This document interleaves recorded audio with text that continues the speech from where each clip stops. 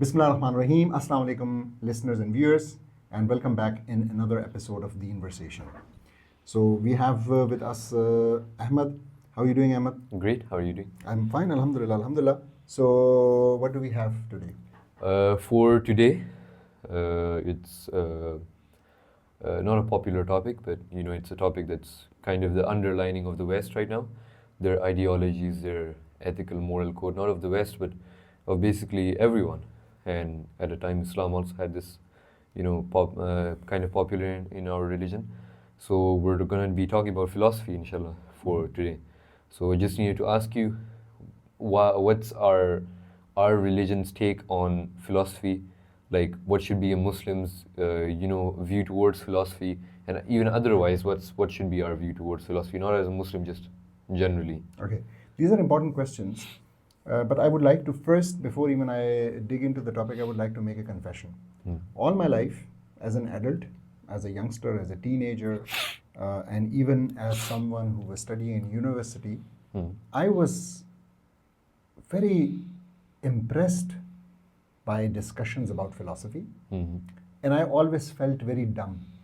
I felt that I don't understand these things, and they are like above my level, above my pay grade, as they say. Right. And philosophy is something for philosophers, and they are very special people, and they discuss things which are like they are, I don't know, strange things, cryptical things, mysterious, mystical, mythical, I don't know. Right, yeah. So, and I think I was wrong. I Okay. think this is something, it's a topic, it's a subject which has been unnecessarily inflated. And this comes made- from your Islamic understanding? Yes, I'll come to that. So what I think, the adjectives first, I think it's a really made into a subject or made into something it's actually not, particularly for Muslims. So for Muslims, Particularly for Muslims, but even outside of the realm of Islam, you think that's the case? well, I think when I start defining it, you'll come to know that I think that others have it difficult. So Muslims have it easy when it comes to philosophy because we are guided by Allah subhanahu wa ta'ala. So the huda which Allah subhanahu wa ta'ala has given us, the guidance in form of Quran and Sunnah, that comes extremely handy all our lives, but particularly when it comes to discussions like philosophy, which are very basic starting discussions, which are discussions about the origin of life, the origin of this universe, which are discussions about the purpose of human beings, which are discussions about metaphysics, epistemology, which are discussions about the political philosophy, how to govern a people, Yeah. right? So these are basically the 5 things which I'm going to discuss, and I'll discuss them one by one. But so philosophy is actually something important, but it's something which for Muslims is very simple, very simple. So I Alright. want the takeaway of today for all of our listeners, particularly the youth, to be that after this discussion, every one of you will actually be a philosopher in the Islamic sense, which means you will understand what philosophy is, what it means, what its application is, what its limitations is, and what the answers to the main questions that philosophers have ever asked, ever raised, what the answer to those questions are. All right. So shall we start with the Of first course, one? please. Okay. So the first thing philosophers do is answer the question of what is the purpose of life? What is the purpose of human beings? Why are we here? And that's a very good start. It's really, I mean, yes, they are intellectual people, and each and every Muslim should be at that level to be able to have this question and then to be able to answer it for themselves. So what do you think is the purpose of life?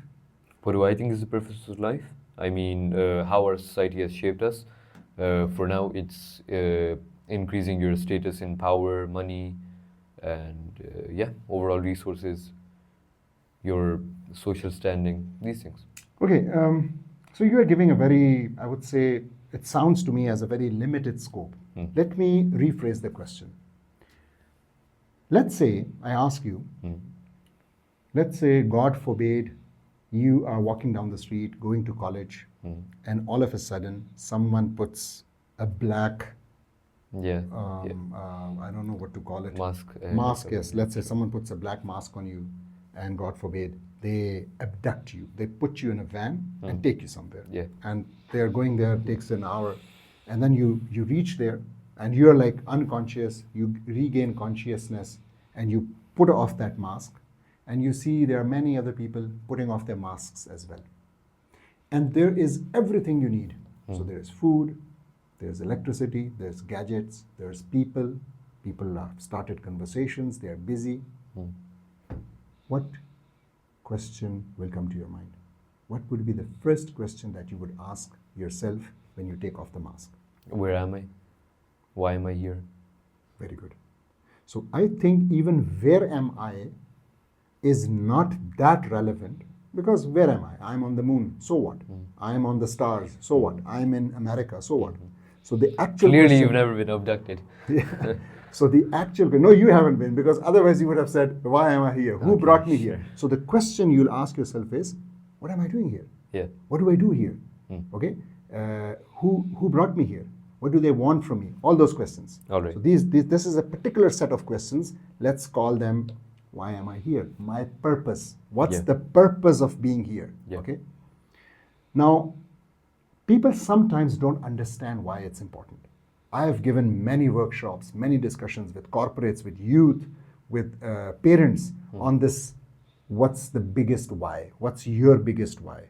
But let me forget about all those discussions that I had. I think there's a better way to explain that, and I'll do that with you. So I ask you, if you take off the mask there, and someone hands you a paper on which the answer to your question is written, and they have written, you are here, or it's written, you have 24 hours to get out of here, otherwise you and everyone else will be killed. Is this now going to define the next 24 hours or not? Of course. 100%, right? Yeah. Similarly, and it's going to define your behavior, whatever you think, whatever you engage in. Similarly, it says another, it's not this one, rather you get another paper, which says that in the next 24 hours, if you don't lose your mind, don't get angry, keep smiling, you'll get out of here, otherwise you'll remain inside of here. What would you do the next 24 hours? Of course, I would keep saying. Would you get angry? Smiling? No, of course. Would you really afford to get into a Frustration. And, you won't, right? You will control that. Yeah. So what I mean to say is, whatever message you get which tells you about the purpose, anything about the purpose, is going to define your actions over there. Same is true for life. So whatever we understand the purpose of this life to be, why we are here, and by the way, all of a sudden a hadith comes to my mind. Rasulullah Sallallahu Alaihi Wasallam, he says, "Ad-dunya sijn al-mu'min wa jannatul kafir." So the dunya is a sijn. Sijn means prison. And it's so the dunya is a prison for the mu'min and a jannat for the kafir. Now think about it. Same place, and you are there, and you got a note saying you are here for وَمَا خَلَقْتُ الْجِنَّ وَالْإِنسَ إِلَّا لِيَعْبُدُونَ. Allah has not created the jinn and the insan except for what? إِلَّا لِيَعْبُدُونَ, to submit to Allah and to do His ibadah. Okay? Now you receive this. They haven't received that, or at least they haven't paid attention, or they didn't heed to this message. Will there be a difference, or should there be a difference between the way they lead their lives and we lead our lives? Of course there's a difference. Huge difference, Yeah, right? huge difference. Because when you talk about what's the goal of your life, what's the why of your life, I think that one mistake that we make and you commonly make is that you forget that in your sentence you say of your life. Us Muslims have a goal not only for our lives but for our afterlives. Our lives are a stepping stone for our afterlives. You have to understand that atheists and like-minded people like them, they'll never get out of the hall, right? So no, the it's whole not of a their hall. thinking is It's about not a hall. It's not a hall. It's not a hall at all. The purpose of their life is just that. The Yes. purpose of their life. The purpose of their life that they govern. Yeah. There is no after for them, and that's why they live their life to the fullest. 100%. So Yeah. that's just a way to say it, the fullest. I think we live it even fuller. So why we live it even fuller? Because we have something even beyond this. So ours is actually fuller. So they would throw away their lives. They would do, if they are not happy, they would do suicide. Would we do that? Would we cut short our life? No. Because we are not allowed to do that, and we believe and we know that we'll be punished afterwards. So we'll be leading a much, much fuller life actually. We'll be doing many things they won't even dare to do. Why? Because we plan for an infinite life. So as you said, it's a stepping stone for the infinite life. So I think the word fuller is actually Yeah, but more there's a applicable to certain, us. maybe some compelling reasons for suicide, and we can't take it as such a light topic. There are certain situations where people would want to escape because for them, maybe not for us, I'm not suicide saying isn't as... I'm not saying that it's an easy choice. That's Yeah, not it my isn't an point. easy choice It's at all, yeah. It isn't, and may And Allah for subhanahu them, wa ta'ala protect and everyone. for them, the choice is easier. But because, for us, it's not a choice. yeah, So it's not an easy choice, but for us, it's not even a choice. yeah, So we because can't you don't consider have- it. yeah, So we don't consider it. And on the other hand, we believe in La yukallifullaha nafsan illa wusa. We believe in that Allah subhanahu wa ta'ala does not burden a soul more than it can bear. yeah, So whatever issues you have, whatever challenges, problems you're going through life, we believe that Allah subhanahu wa ta'ala is putting on us a weight which we can carry. all right. Okay. So going back to the topic. So the first thing philosophers talk about was what? The existence of God, the creation, No, the purpose in life. the purpose of Okay, life. that's yeah. one of the first The things. why. Maybe, yeah, maybe it's the not the first, the second, but maybe we can put Clash, them. maybe. Yeah, but the first one of the first things is this. Okay, and we gave the answer as well. So Islam tells us there is a purpose, and it's said in this ayah which I just recited. وَمَا خَلَقْتُ الْجِنَّ وَالْإِنسَ إِلَّا لِيَعْبُدُونَ. The second thing which philosophers discuss, even more than this, is metaphysics. What is metaphysics? The word used to confuse me a lot. So meta means beyond. Okay, you have this Facebook Yeah. meta as well. And physics means the physical reality. So matter, anything that's tangible. So beyond the tangible, metaphysics. What is beyond the tangible? What's the discussion about beyond the tangibles? It's Allah subhanahu wa ta'ala. Is Alright. there a God or not? Yeah. Is there some spiritual power? Is there someone controlling? Are there some invisible threads? Forces, yeah. Okay, forces, all of that. So anything which is beyond science. So metaphysics you can think as beyond science. And you know, some philosophers would outrightly reject it. Some would say, yes, there is something, but it has no connection anymore. Some would say that there is something, but it hasn't given us a criteria. And we Muslims believe that there is Allah subhanahu wa ta'ala. So He is very much there. He is very much in control. And He has designed everything that we see. And He has given us, to some degree, free will. And He has given us a criteria for action. So He has told us what is the right thing, what is the wrong thing. And then He throws tests and challenges on us. And then He wants to see who behaves according to whatever the criteria given was, which is halal and haram, and who doesn't. And accordingly, we'll be punished or we'll be rewarded. That's basically the metaphysics part of philosophy for Muslims. All right. So are we so far having something complicated, something difficult, something for which you need a PhD? Not really. Not really, right? Very simple things. Yeah. The third thing, You don't really have a choice in it, yeah. the third thing, epistemology. Difficult word, Yeah. but means a very simple thing. It means what are your sources of knowledge and what are your sources of truth. So what is true in terms of knowledge? Which knowledge is true? Which knowledge is False. false or The fake misinformation, or yeah. fraudulent? Okay. Again, huge question for non-Muslims. Very simple question for Muslims. For us, once we established Islam, what are the sources of knowledge? Quran, Sunnah. That's it. Very simple. Quran, Sunnah. And other than that, as we have been discussing a lot, so we do observation, we do science, we understand that. But the main sources for us, the main sources, particularly for things which are related to metaphysics, particularly, but even for other things, the main sources for us for leading our lives, Quran and Sunnah. That's also not the case there. That's the third thing. So there is a lot. If you pick up philosophy, you will find books after books, philosopher after philosopher, who have been discussing epistemology. So what is the truth? What is Alright, knowledge? yeah. Which knowledge is it? A lot of that. For us, that's really meaningless. Meaningless discussion. Really. So we have been guided. Fourth point, second last, they discuss ethics, morals. What is ethically correct? what should be done. They have these scenarios. I've been teaching ethics, I've been teaching professional ethics, so they have all those scenarios, and what would you do in this scenario, and what is the right thing in that scenario, all the discussion. For us, ethics is just a very small subset of Sharia. So Allah subhanahu wa ta'ala tells us what is right, what is wrong.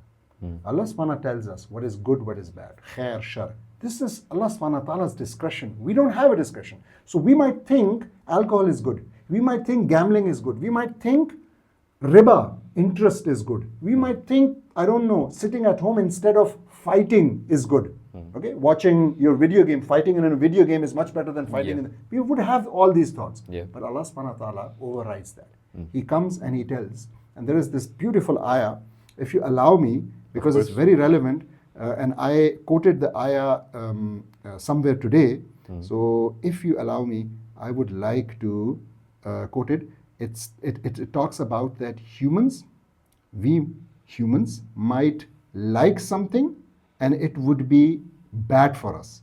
And we humans might hate something and it might be good for us. So it says, Ba'das Bismillah, وَأَسَىٰ أَن تَكْرَهُ شَيْئًا وَهُوَ خَيْرٌ لَكُمْ وَأَسَىٰ أَن تُحِبُّ شَيْئًا وَهُوَ شَرٌ لَكُمْ وَاللَّهُ يَعْلَمُ وَأَنْتُمْ لَا تَعْلَمُونَ. What does it mean? It says, and perhaps there might be something that you takrahu, that you dislike.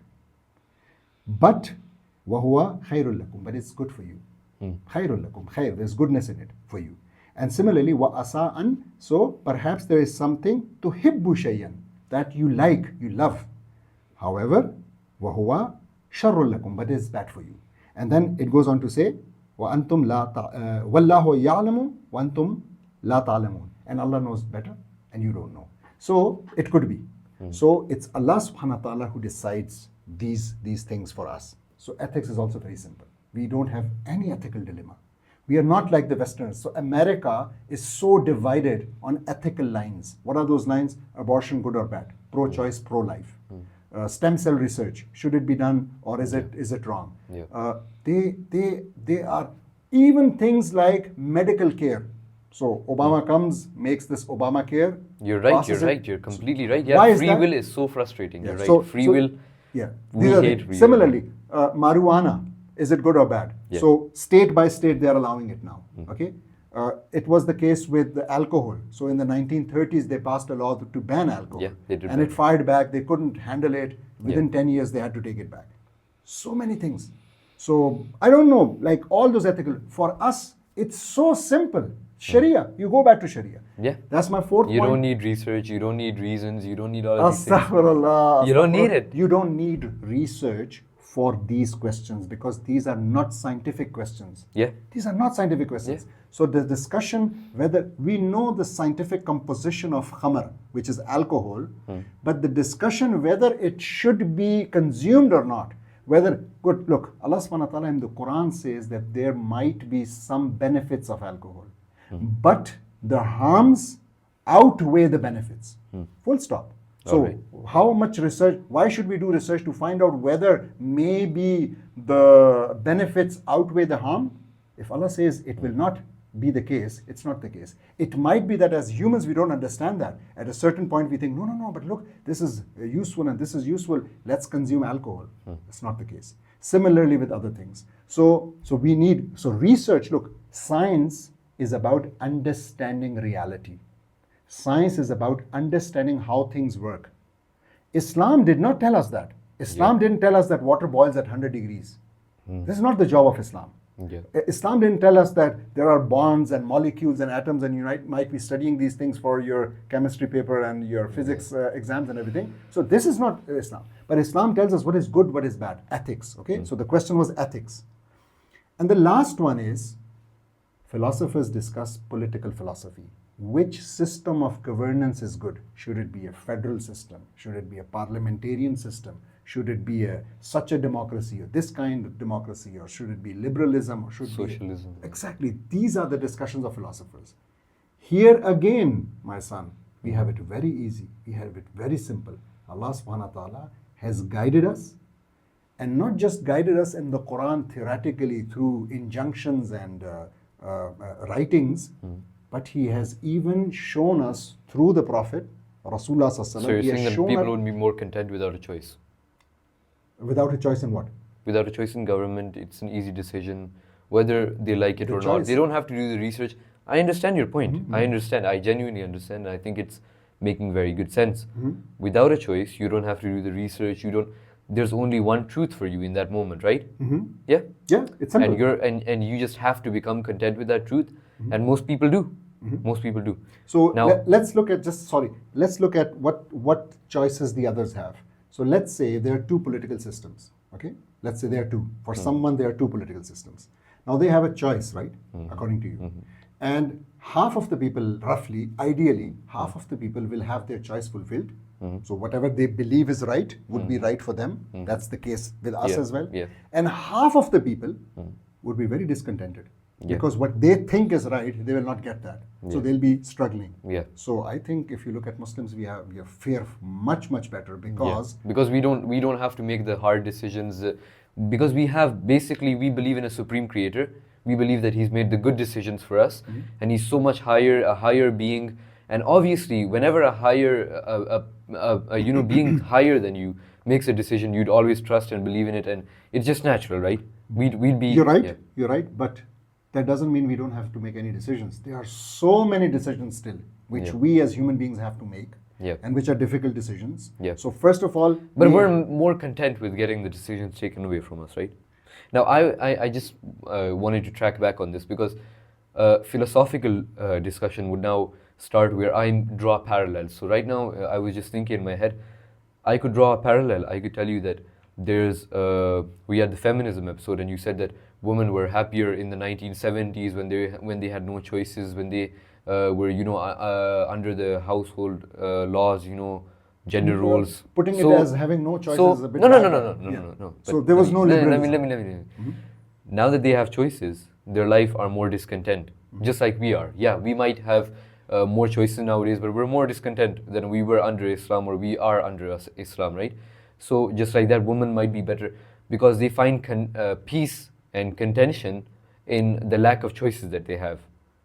Yeah. Lack of choices? Yeah, the lack of choices that they have. Muslim women, you Yeah, no, women in general. We talked about gender roles, and you gave me a statistic how women were happier back then. So I'm just trying to draw a parallel. You're like, why are women more unhappy nowadays? So just tracking back to that. Okay. So this is a philosophical debate. Don't you think these kind of things are necessary?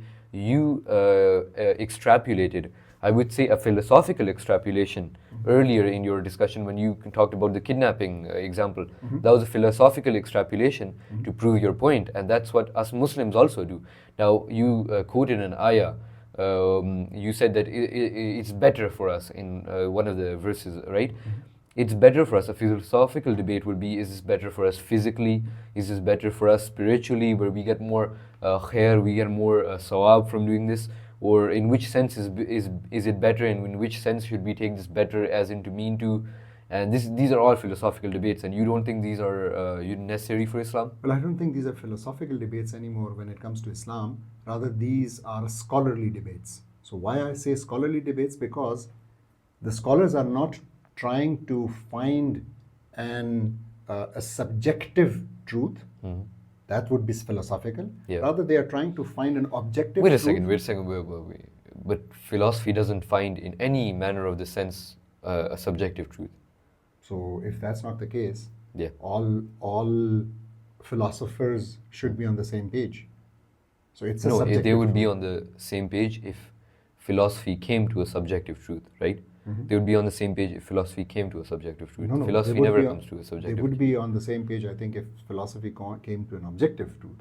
So subjectively, everyone would have their own understanding, Yeah. their own truth. Yeah. And that's why you have so many philosophers. And they would- and each of them is saying something. Yeah, something of different. course, yeah. Yeah. So for each of them, the ethical code is different. Yeah. What is truth is different. The sources of truth, the Exactly. sources of knowledge are different. Exactly, yeah. And for Muslims, that's not the case. For Muslims, But all you of don't. them. But you don't have an objective truth in this better verse either. When you extrapolate on that, you don't have an objective truth on that.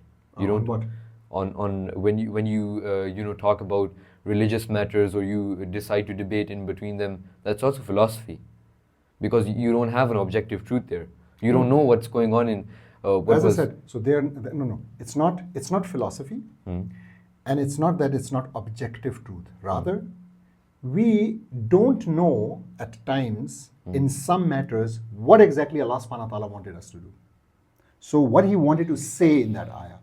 So now we are trying to find the objective truth through finding the meaning, the exact meaning of that. Yeah. And in that we can differ.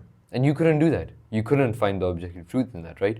In Because some things, in some things there will remain some difference of opinion. and You're that'll right. be a philosophical. It's not philosophical. No. Look, philosophical would be if people are trying to come up with answers from their own mind about these things that I mentioned. So about their purpose in life, about metaphysics, about what is I think the that's sources. a gross oversimplification of philosophy, don't you think? I think it is a simplification. You're right. I think it's simple actually. I think, as I said, for non-Muslims, philosophy is this huge. Wallahi, for Muslims, it's very simple. Allah subhanahu wa ta'ala Yeah. has given us the answers. That's why for Muslims, philosophy should really be extremely small, not subject, maybe a chapter or a few pages in a chapter. No, but you would have to think, how does the laws of hijab for women and even non-Muslim women fit into society? How would But that's not philosophy. That's finding the shari ahkam. That's deriving the ahkam.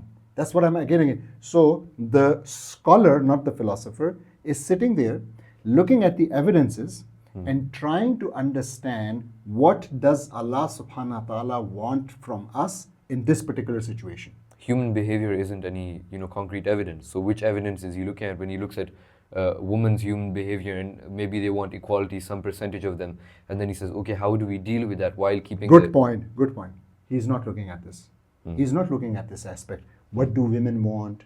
What do women's likes and dislikes? No, he's not really. He And is how do these trying fit to into his- understand. He is just trying to understand what does Allah subhanahu wa ta'ala intend in his message. That's what he's trying to do.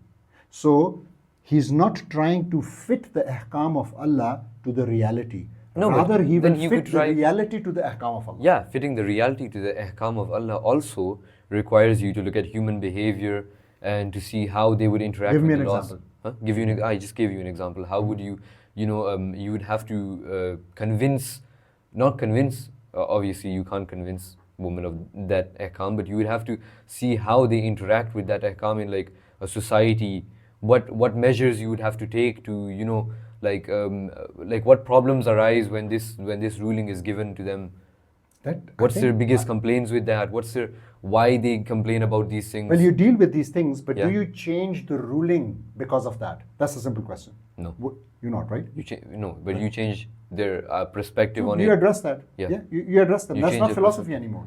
So you are actually dealing with the repercussions. And yes, you do that. So you might have to deal with some, you will deal with love, with some you will deal with force, with some you would deal with punishment, with some, just like we deal with children. So sometimes you have to give incentives, but that's the whole point. Yeah. This is Allah's word. It can't be changed. We have it very simple because of that. Alright. You don't change Allah's word and Allah's ahkam because the situation today is difficult. So what were philosophers back in the day in Islam's golden era? What were they talking about? Were they just going around in circles, or? That's a good one.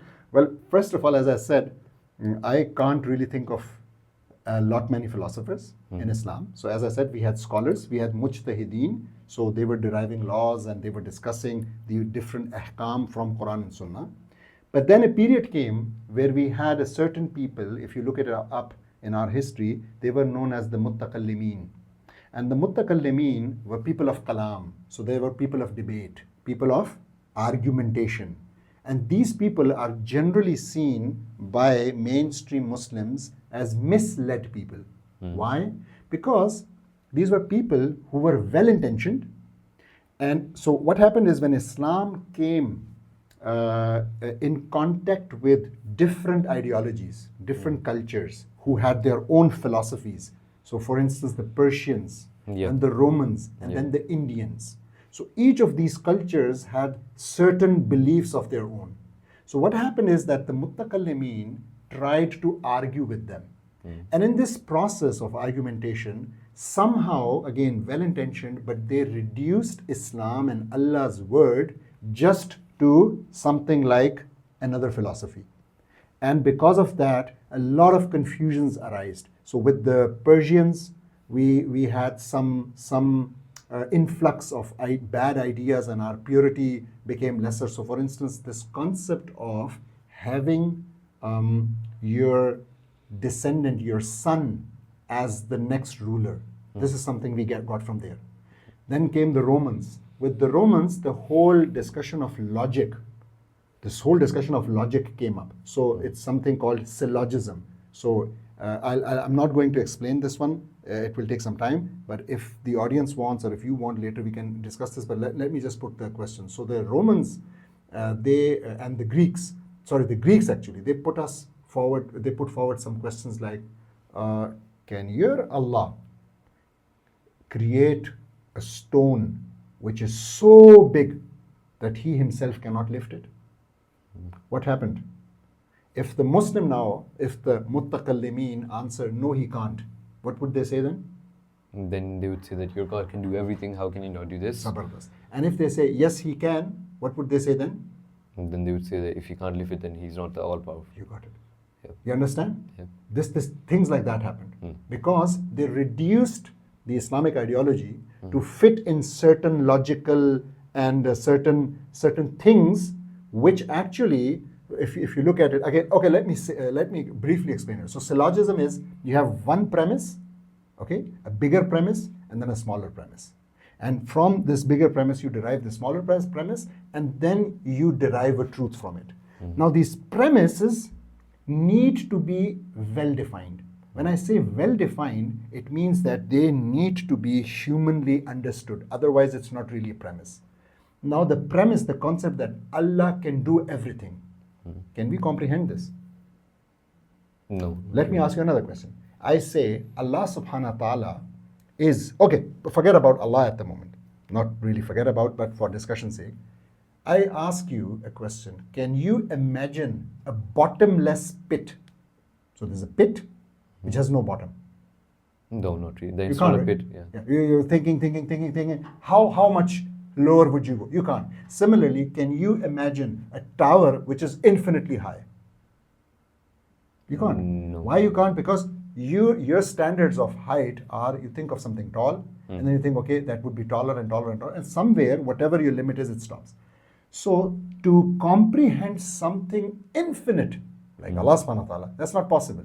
So the first premise which they were trying to define, so that was actually, according to syllogism, it was wrong. So they were like, they fell prey to this kind of discussion. So yes, to answer your question, there were some people amongst the Muslims who came close to being philosophers. They are known as the mutakallimin, and they did certain mistakes. They were well-intentioned. They wanted to spread the message of Allah subhanahu wa ta'ala, but in that process, they somehow forgot that the very basic thing, when Allah subhanahu wa ta'ala tells you something, that's the truth. You don't question it. If you want to question, if you can question, you question the source. You can question your understanding of Allah subhanahu wa ta'ala. You can go back to the drawing board and say, let me once again check, is there really an Allah subhanahu wa ta'ala? Is he all powerful? Is he all knowing? You establish that, and then again you establish that this source, the Quran and the Hadith, is coming from him, and that's it. All right. Yeah. So philosophy for Muslims is simple or difficult? I mean, I don't know. Yeah. Not yet? No. I mean, it's simple for Muslims, but there's going to be a whole lot of problems. Whole ton of problems. Example. One example. For example, A like new example now. you have things that you can't rationalize. Your brain can't wrap. Example. You said that our brain can't wrap itself around infinity. Our brain can't wrap itself around an all-knowing and all-powerful God. And if there is this all-knowing, all-powerful God, there are certain questions that we would ask. Why would he create me? If he created me for a test and he knows that what's going to happen, predestination and everything, then we could ask, why not just take us to the day of judgment instead of going through our whole lives and just That's very good. So again, that's the path we don't go down. Why? Because we'll never have these answers. We don't know why Allah subhanahu wa ta'ala created us beyond what He told us. So what did He tell us? He said, I want to test you. وَلَيَبْلُوَنَّكُمْ. I want to Yeah, test you. yeah. Full stop. Yeah. That's it. And He wants to see who does the And if better acts. our limited mind, then there's the argument, if our limited mind can find a better way of testing us than what seems to be proposed in our religion, then this also poses the question that is the perfect being stepping his scale down a notch for this kind of testing? Or is he Why have this discussion not here? completely perfect? Why have this discussion? Really? That's again the point. And that's the problem. That's the philosophical And that's the thing. problem. And that's the Does it help you in your purpose? You are in a room, you got the message that you have to obey It Allah does subhanahu wa help ta'ala. me in the purpose. It does How? help me in the purpose. How? It helps me decide if my ruler, if my God is a true and perfect God. You first He's have to worth- establish that. That's Yeah. the point. And That's this- the mistake. and this You is a first question that I would establish that ask- and then you follow His And this is a commands. question that I would ask when I'm establishing it. Yeah. Because I would want to make sure that the God I'm following is perfect. Yeah. But you can't establish that. How can you, with your limited faculty, establish that? Okay, so I would compare his methods No. against my methods. If I can come that up, would be a wrong if comparison. I can come up, You know with why that something- would be wrong? If I can come up with something better, then that means that that God is either stepping down a notch. Like once again, he's either stepping down a notch, which he wouldn't do if he was a perfect God, or he's just not perfect. No, but I think trying to objectify or personify is the word. Trying to personify Allah subhanahu wa ta'ala as a person and then thinking about Him is really reducing Him. We can't Alright, do that. yeah. That would be a fault. Rather, what we need to understand about Allah subhanahu wa ta'ala, we can't comprehend His qualities, His attributes, His infiniteness. We can't comprehend that. But so comprehending that would mean, but we can appreciate it. We can understand that it is there. So these are two different things. We believe, we come to understand, we rationally accept that there must be an all-powerful, all-knowing creator. That's Where does one that come thing. from? Why does the creator have to have a consciousness? What do you mean by consciousness here? We talked about, in the existence of God, we talked about how there's a chain. And at the end of that chain, there's something that's non-dependent and something that doesn't originate from something else. And I recently had a discussion with one of my friends, and I have some, extra ideas about this. I'm thinking, why can't an event or why can't something that happens instead of something that has a consciousness create that's not dependable? Well, fine. It could be that way as well. But once you establish that Allah is there, and now the question remains that whether He has consciousness or not, so that creator has consciousness or not, then the question comes that, No, but Allah is basically conscious. yeah, because He contacted us, He talked to us, Yeah. He sent messengers, and He sent a message. Yeah, so if we establish that the creator isn't conscious, then that's not Allah. Exactly. Yeah. Yeah. Then that's not Allah. Okay, yeah, well, this was good for philosophy, and I feel like some of our viewers may have had some things cleared up, and I hope we can do a follow-up on this. Yeah, if there are questions, we'll do, definitely. So it's on the audience now to ask questions, and then we'll do a follow-up on this one. Thank you very much. Jazakallah khair. Assalamu alaikum.